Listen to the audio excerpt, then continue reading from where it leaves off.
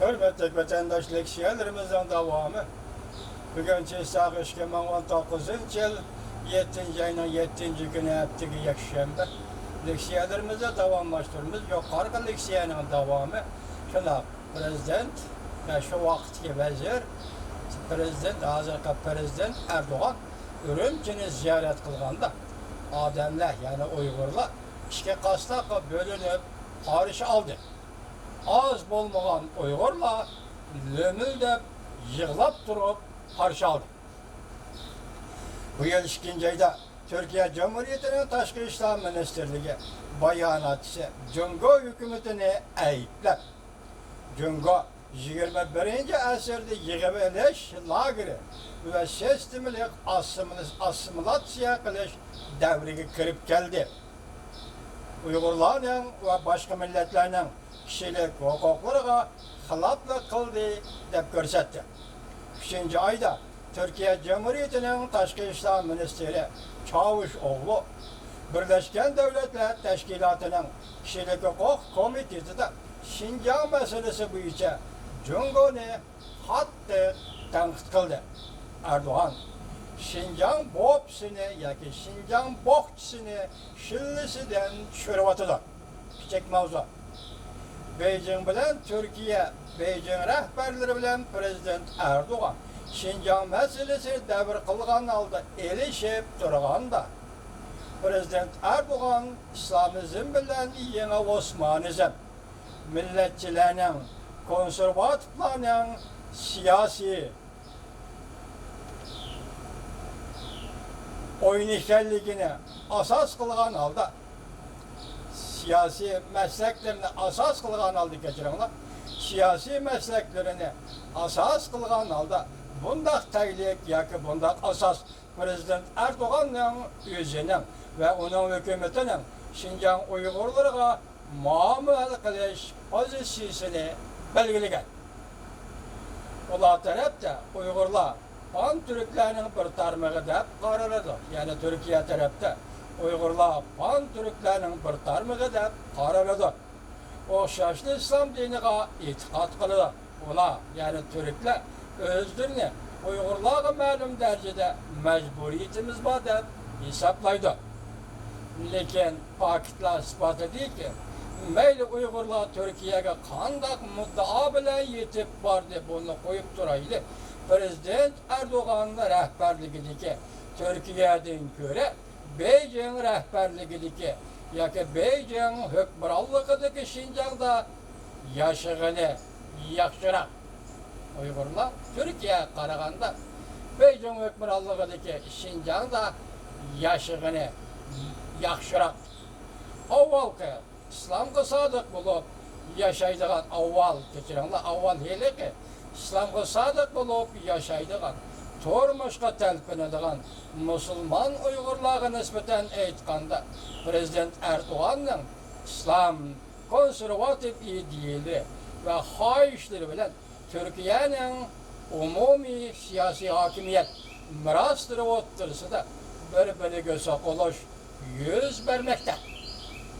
Növbette umumiy siyosiy hokimiyat bilan diniy konservativlik o'tirisida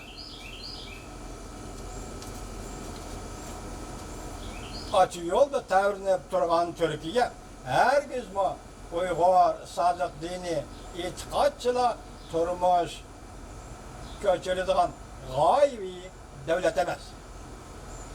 Yukarıda Türkiye hergizmi sadık dini, itiqatçı Uygurlar turmuş köçürüdüğün gaybi devlet emas.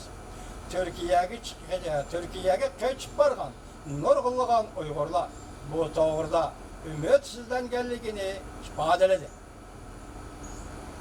Şangan Sumruq televiziyasının ziyaret hatırısıga asaslanganda Türkiye'ye keçip bargan Uygurların tanıştırışça makalını Xitay yazgan cuma vatandaş bu Duvi Torbeti'deki Xitay Merkez Hükümeti'nin torbeti şunun yazılgan makalalar bugün biz Türkiye'ye münasebetlik kısmını sizlerge məxsus program kılıp anlatıvatımız vatandaşlar.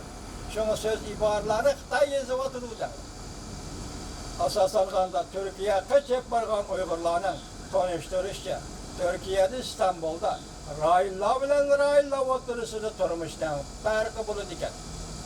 En ahırda Uygurlarının içindeki radikalistler ve bölgünçülüğe gelsek, haysiyetler, atarlık dercilengen zor olan teşkilatla Suriye ve Irak'ta yok oluşu yüzlendi.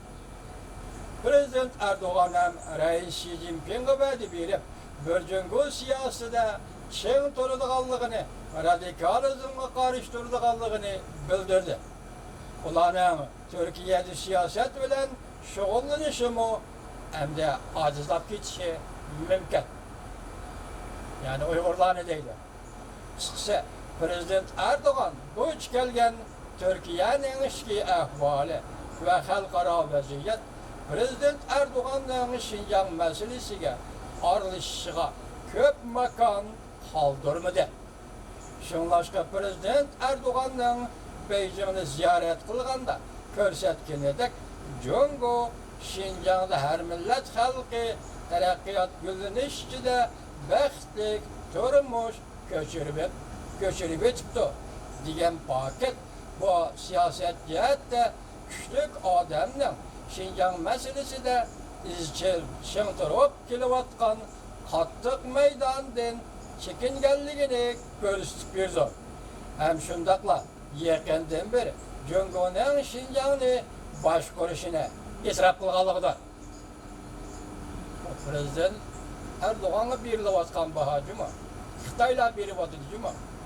2012 yılı Prezident Erdoğan Şinjan'ı ziyaret kılgandan bugün geçe 7 yıl mabeyinde meyli Şinjan ya ki Türkiye'de olsun veya ki Orta Şerq veya ki dünyada olsun allakaçan zor özgürlük oldu.